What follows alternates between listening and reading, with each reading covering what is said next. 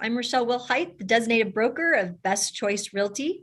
And tonight we are going to be discussing, do I use a 1A or do I use a Form 47?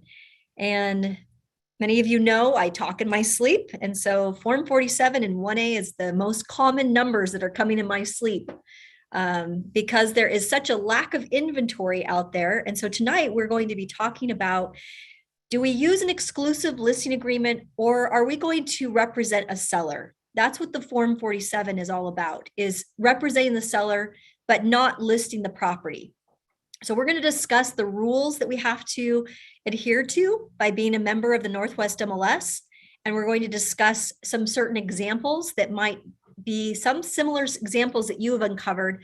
And I believe we'll have enough time to open it up for some Q&A at the very end. So with that, if you have questions, you can go ahead and chat in the chat window. We're going to mute the lines just so we don't have any background on tonight's session. But certainly if you have questions, go ahead and pop that in the chat, and I'm sure somebody will be happy to help but answer, or we'll have some time at the end. Let's go ahead, Shannon, and go to the next slide. So jumping right in, rule number 2. I don't know if you guys know about this, but there are tons of rules at the Northwest MLS, and that keeps all of us working in a cooperative environment. And one of the key things that I love about the Northwest MLS is that it is meant to actually stop some of these brokers from not being cooperative. So do we solve all the problems? No. Do we have issues? Yes. But what we can discuss tonight is what rules are we all going to adhere to, because we are members of the Northwest MLS. So rule number 2, right off the bat, it requires all of the listings that we take. Now, this would be using the 1A, not the Form 47. All listings that are residential property, not commercial. Commercial doesn't follow the same rules as the Northwest MLS, but anytime you're using a 1A and you have a listing agreement, a 1A, everything has to be turned in to the MLS by 5 p.m. on that input date. The list date is what it's referred to on the 1A. I'll show you that in a minute, but I don't know about you, but when things get really busy or when you're stuck in traffic, sometimes I miss that 5 p.m. deadline. And so you'll need to do an extension on that.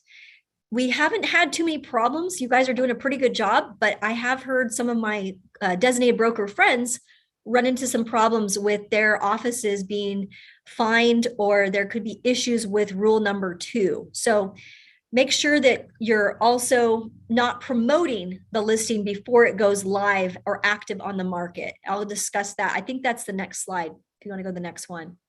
Coming soon. So that's still in rule number 2, and that's identified as rule 2C. And I think this is still the most violated rule number that the Northwest MLS is actually actively investigating. Rule 2C prohibits anyone, any members or subscribers, from promoting or advertising the property before it's listed. So that would be, I have a Form 1A, and then I go ahead and before I actually go live on the market, on that live date at 5 p.m., I post something on my Facebook, or I put a for sale sign. I caught an agent from Coldwell Banker. I'm going to name names because there was one, and she went ahead and put a for sale sign with her contact information, her phone number, and her name and everything on the sign. That is a rule violation of Rule 2C. I simply could turn her in, but in this case, I wanted to use that to my advantage, and because it was next to my mom's house that she ended up purchasing, and I went ahead and worked with her, but I definitely made sure to let her know that that was a rule violation, Rule 2C. And she was very quick to post it to active the next day. So this prohibition includes, but it's not limited to, anytime you put a sign up, anytime you create a flyer, websites, open houses. If you were to do an open house before that hits the live date, previews, showings, tours, any of that kind of thing, if you have a valid listing agreement. And that would need to include a legal description. Don't forget, a valid listing agreement needs a legal description. It works the same way when you use a 47. It also requires a valid listing agreement. So don't forget, you need to get that from your title company. But no coming soon feature. I think a lot of that's changed in the last year or two, now that Zillow is a member of the Realtor part of the Northwest MLS. Zillow now is a contributor to the database. So we don't have as many problems with the coming soon, where Zillow was listing our properties as coming soon and then getting us in trouble. But we are still seeing brokers and brokerages not understanding what Rule 2C is all about and trying to get ahead of the curve. And that is a rule violation, and we can turn people in for that. So let me know if we need to go ahead and run point on that. I'm happy to go about that in the right way. Now, rule number 3, gosh, I'm sounding like I'm such a rule breaker. But we do need to go through this. This is so important because we don't want to be fined at Best Choice Realty. But rule number 3 requires that all listings be taken on the Northwest MLS listing agreement. So you're using you have a choice, either a 1A or a 1B. We don't use the 1B. There's only one individual in our firm that has come to me and said, Rochelle, this is the purpose. This is why I'm using a 1B. But everyone should be using an exclusive 1A that gives you the right to list the property exclusively for a period of time. Many of you have asked me on the 1A, can I do a specific term? Can I go like maybe only a week, maybe 2 weeks? Can I only have a short term on the 1A? I allow all of our brokers at Best Choice Realty to make that determination when you are in front of the seller. That is a negotiable item. The term is negotiable.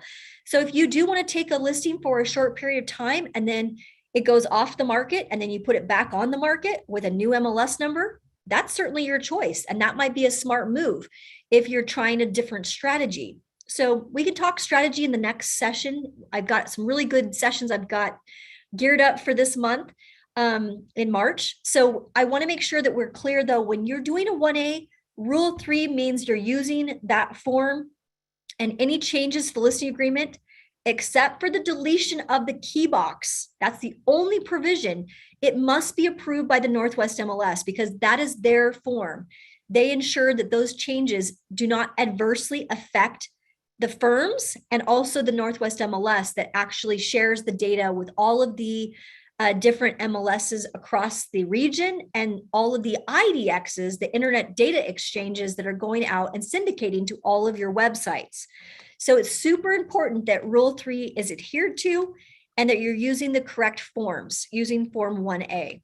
Okay. If you have to make changes, let me know. There have been some instances where we've had to get legal involved and also talk with the legal at the Northwest MLS to make accommodations to that listing agreement. But it's very rare that we have to cross anything out except for that key box section.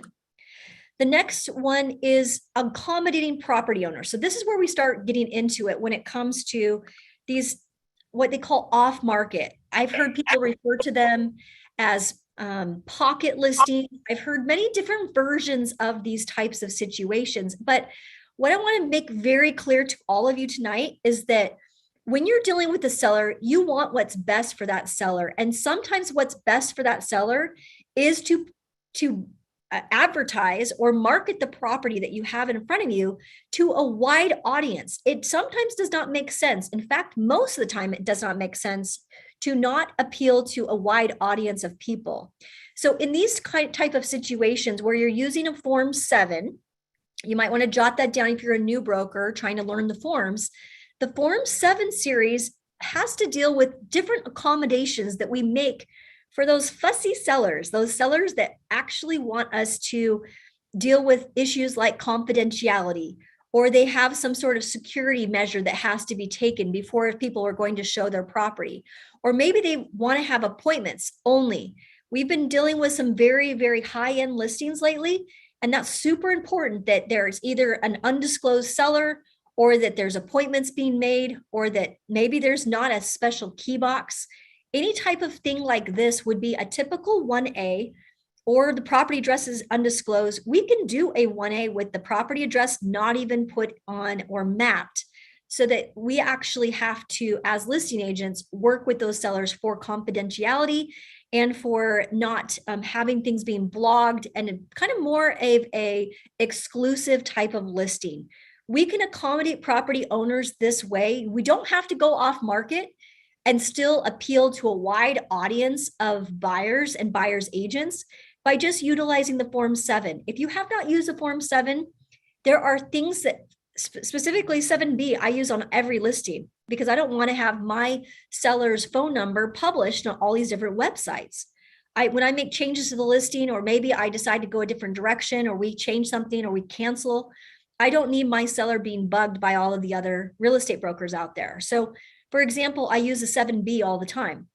So you might want to revisit the Form 7s if you're trying to get familiar with the listing forms, and maybe print some of those out and have those available to you, because listing agreements are really easy. Unlike purchase and sale agreements, it's not like you have 20 pages you're dealing with. You really just have a handful. And so you want to know your Form 7s and know those types of situations to accommodate sellers' requests.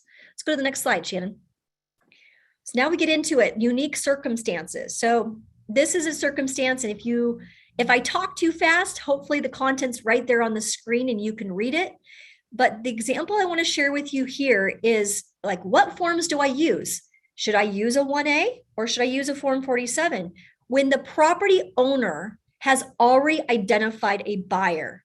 So that's an interesting instance, right? In fact, I had a listing agent send me and send Jenny in our office. She sent a 1A and a Form 47, and that is a mistake. You don't want to do both. That's confusing. The seller I don't think, is being properly advised when you do that type of work. But in this instance, where the property owner requests that the buyer, that the broker be represented, that you represent them in, let's say, for example, I think Terry had one at one time where, there was a buyer, it was like a neighbor or a friend, and they wanted to buy the property. And the seller's like, I want to sell to that person, but I want Terry to represent me, the seller, in this identified buyer sale. In this case, this would be a perfect example of a Form 47 where you do not input it into the Northwest MLS as a listing. You do not use a Form 1A, and you're practicing law correctly because you're assisting that seller in the purchase and sale agreement, getting that purchase and sale agreement created and bound by the two parties. Now, in this circumstance, you may not represent the buyer. In fact, the buyer may have their own representation, but because you have a Form 47, the seller has already agreed to sell to that buyer within a period of time, and therefore will pay Best Choice Realty a commission. And it's identified on the Form 47, very much like the Form 1A. But you do not put it on the MLS, and it is not marketed to all of the other various companies out there. So there's a chance that you might be selling the property for less than market value. And like I've said to start out this call, many times that's not the best solution for that seller. There's a circumstance where I had a long time ago, about 4 or 5 years ago. This law has been in place, I think, since 2014. This rule was created, which allowed us to take off market these type of situations and deal with unique circumstances. So I had a situation where a superintendent of a public school, it's a school that my kids went to, he was not wanting to put his house on the market because he didn't want the whole city to know that he was actually moving. He was actually going to retire. And so that was a unique circumstance. Could I have done an undisclosed listing? Probably. Would that have been the best solution? In his case, we went over the pros and the cons of listing on the open market, a signage, not putting a sign up. We had considered it, in fact. But because of the property that he had where it needed to be short platted, and it was the identified buyer was a builder or developer, we ended up putting a Form 47 together and actually selling it to a developer who platted out the entire section of that land. And in that case, it got reported, but it wasn't a 1A. It wasn't an exclusive listing agreement. And the seller was okay with that. I want Shannon to go ahead and put up the Form 47, because one of the key things I want you to start to do with your sellers when they're considering not going on an open market situation and using the Form 47, I really want you to highlight or make it very clear to that seller on the warranties and representations. I think it's in section 6, Shannon, if you want to make that bigger for us. There we go. So it looks kind of like a listing agreement here, where you end up putting the compensation. Now, don't forget to put that compensation. There's no compensation. It says, how are we getting paid? So seller shall pay the firm how much? 3%. You could, in my circumstance, I went ahead and knocked off a point. I did 2% because I'm not putting a sign. I'm not doing staging. I'm not doing photography. I'm not doing that type of work. So I knocked off a point there. if I was going to, the builder was going to get a percentage, I would need to consider that that would be the total compensation, just like the 1A. I would need to fill that in. So if the buyer, let's say that the builder developer was getting into 2%, I'd want to put 4 in there. And the seller was okay paying the buyer's commission of 2 and 2. So that's what that way that would look. And then if you look at number 6, that's the part where I want you, let's see, 6. Nope, keep going down. They moved it. Keep going down. Let's see. Back up. Sorry. Seller representation. There it goes. Number 5. It's right up above. Seller acknowledged. So I want you guys to highlight that. Shannon, if you could highlight that number 5.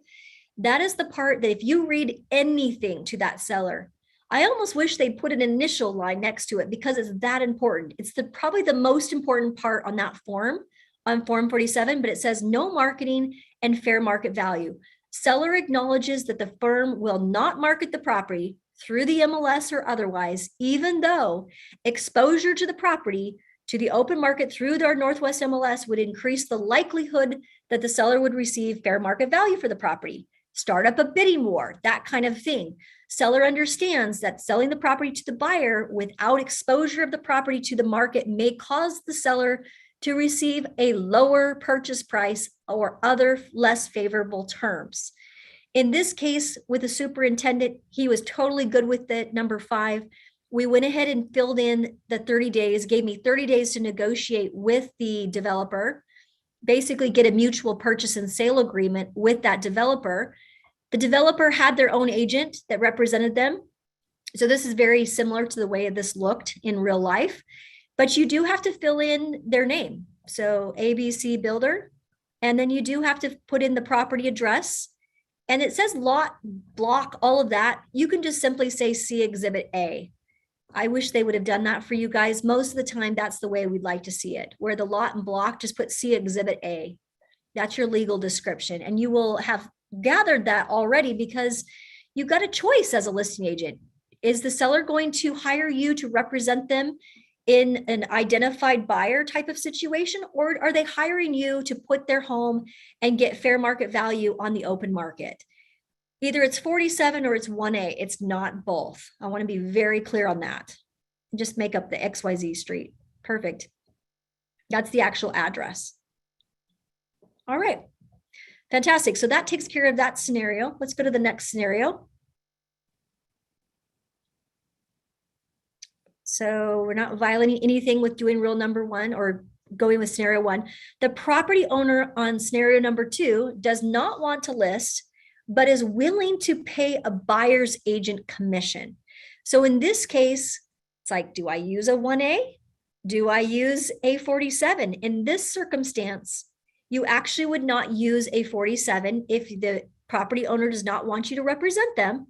You would actually put together a buyer agency commission where the buyer would then pay their own commission, or if you negotiate with a 41C, that's form 41C, it's one of the forms that you have on the Northwest MLS, you'd have to load it into your purchase and sale agreement addenda. It's not there for you to easily drag and drop. So those of you that are newer to the business and you have this unique circumstance that falls on your lap, you may want to call your mentor or contact me so we can help you with knowing what forms you need to include on the addenda line, because that addenda line, you would want to either have the buyer pay you the commission because you have a buyer agency agreement.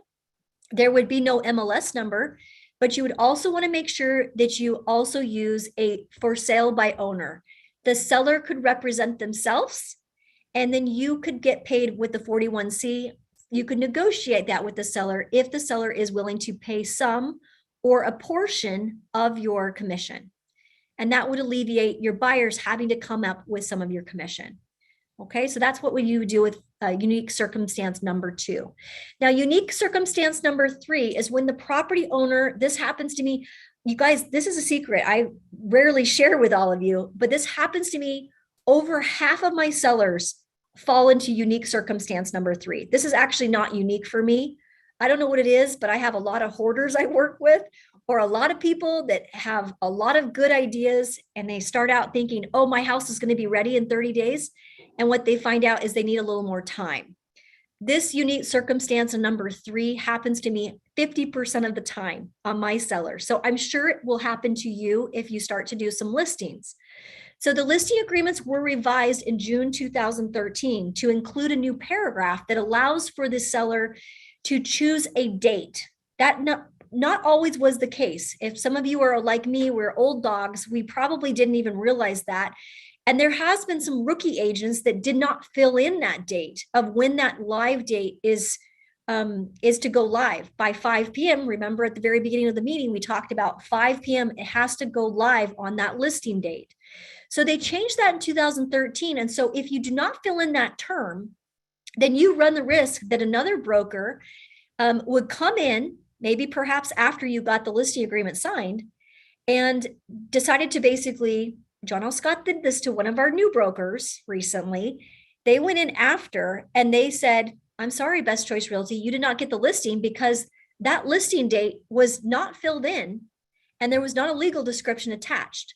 And so we went in after you and we saw the seller showed us the listing agreement that they thought they'd signed and it wasn't valid. And so unfortunately, we did not get the opportunity to list that property. And it was unfortunate for this new rookie agent who went ahead and put this listing agreement together and did not run it past their mentor or past me. I would have easily have looked at that at a glance and identified that that part was missing from the listing agreement. So a word to everyone here on the call, that listing date is super important that gets filled in. But if you go to that date and they're not ready to go, you need to get a Form 18 to extend the listing live date or the list date that's referenced in that section of the contract. You can simply have the seller sign that amendment. Form 18 is an amendment to the listing agreement, and that can be used to amend the listing date. You may have to I talked to somebody on the call this morning. She was asking about a situation where right now she's able to get the seller on, but I don't know if we're going to make that 30-day mark. It says 30 days on the listing agreement. And again, we're talking about the Form 1A. Let me show you on that form so it kind of crystallizes for all of you of what I'm talking about. Shannon, if you could go to the 1A, that would be great. And this is the part where my poor little rookie agent just unfortunately is not going to get the listing agreement. Hopefully you guys don't make this mistake, but that listing date on term 3 needs to be filled out. It says it must be published by the MLS by 5 p.m. and it cannot be more than 30 days from that date. That little section on line 21 has tripped many of you up. So you got to watch that. So if you did it, like let's say you went March 31st, that would be an invalid agreement. It says which date, highlight that for me, Shannon, which date shall not be more than 30 days from the effective date of this agreement. So if it's going to be more, let's say I get to March 30th and I call my seller and I said, okay, we're ready to go. How's everything? She's like, I'm not even packed, Rochelle. I've got stuff in the garage. I've got the carpet cleaners coming out tomorrow. We're behind by about a week. What I have to do then at this point in time, so I don't run the risk that I'm going to lose the listing opportunity, I need to extend using a Form 18, or I need to have this document sent to my seller and cross off the March 30th and put a new date in there. And that will also work as well. So you do need to modify your listing agreement if the seller is not ready to go so that you're not in violation of that line 21 right there. Has to be published by 5 p.m. So that is a common mistake I see made. The other common mistake is on number 4, which is commission. Always put the total commission that the seller is willing to pay. Most of the commission I'm seeing is anywhere from 4 to 6%. Again, commission is negotiable and we do not price fix, but I can tell you, you're worth the 6%. I can tell you that right now, with everything going on, with reviewing 30 offers, 22 offers with a seller on a Monday night, after having your property being exposed to, I don't know how many people, hundreds. I've heard of people having hundreds of people come through on a weekend to properties that you've listed. To manage all of that, in addition to open houses, staging, photography, preparation, and negotiation, you're worth the 6%. However, it's your business to choice if you want to negotiate a lower commission. I'm not going to mandate that you have to charge a certain amount. That is something for you and your seller and your business decision to make up what that needs to be. Just make sure that you understand it's the total commission, including the buyer agent commission. So that would be no buyer agent commission.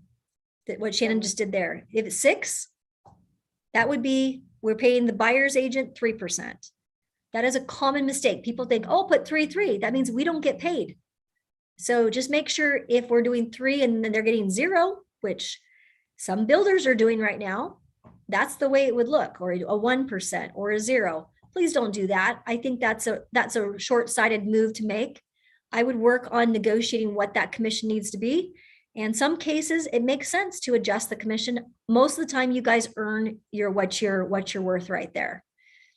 Okay, so there's nothing else that needs to be filled out on this 1A. And so then it's like, okay, the very, very last page, are the undersigned the sole owners? Before you check that box, you better have asked yourself, and we had this happen, not to us, we represented the buyer in this case, but we've been in a situation where we, as a buyer's agent, have been through an inspection. We've ordered, we've got the title report that came in, and then we've also even had the appraisal, and our buyer's agent wasn't able to finish out the purchase and sale agreement because the listing agent didn't even have a valid listing agreement. The listing agent didn't do a good job of identifying on the listing agreement that the sellers were actually the sole owners. We found out one of the sole owners was a homeless person and we could never get in touch with them.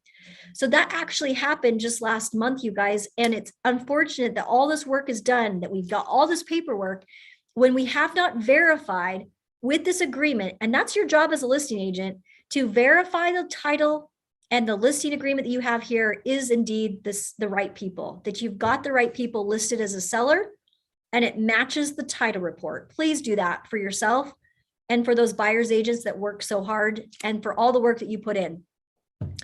And that's all I've got. I talked a mile a minute today, as usual, a lot of content, but I'm sure that hopefully gave you some more insight about which form do I use? Do I use the 47 or do I use the 1A?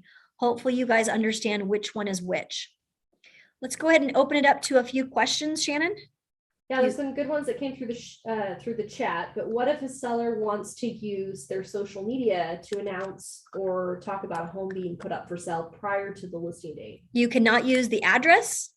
You really shouldn't put a picture that's geolocated because that's a violation. Can you take a picture of something, that you're working on? I mean, yeah, that's your life, right? But you just cannot identify it. You cannot, any kind of identifier or price, or, hey, this one's going to be coming up next week and it's going to be going at $450,000. That's a no-go. So none of that can be happening. That's a violation of coming soon, and it's a violation of Rule 2.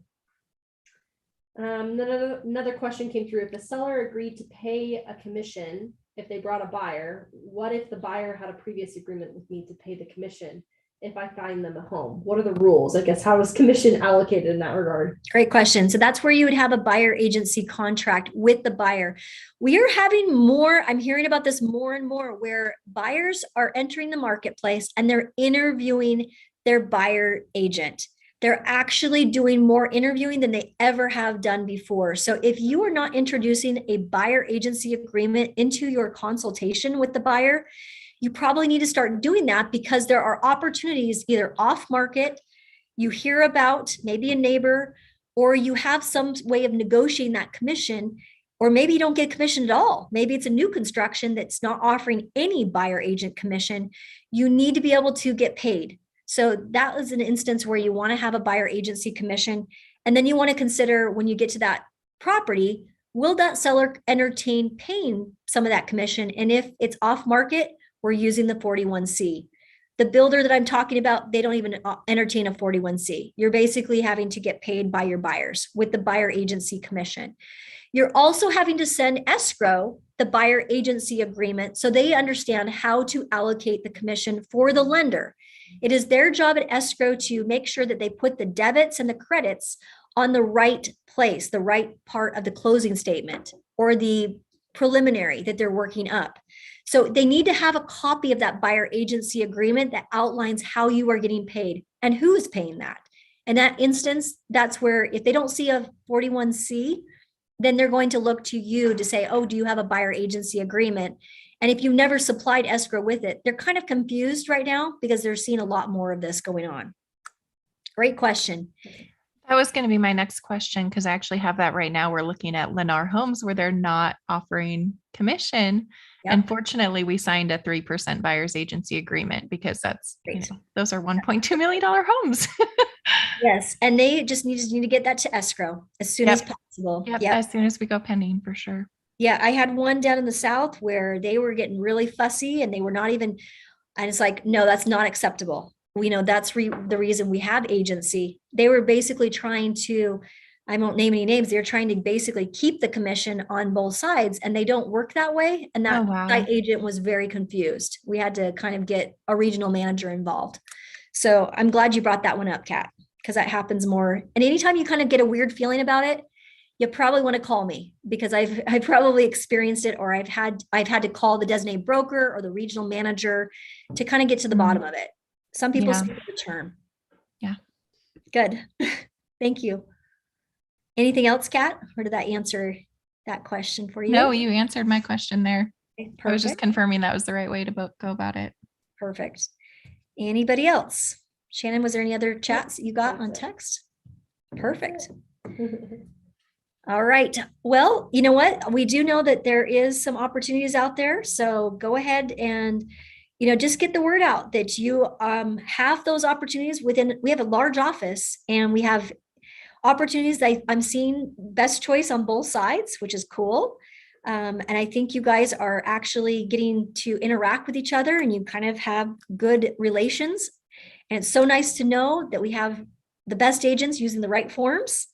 And we don't have as many problems, I think, as some of the other companies out there. That's what I can tell you.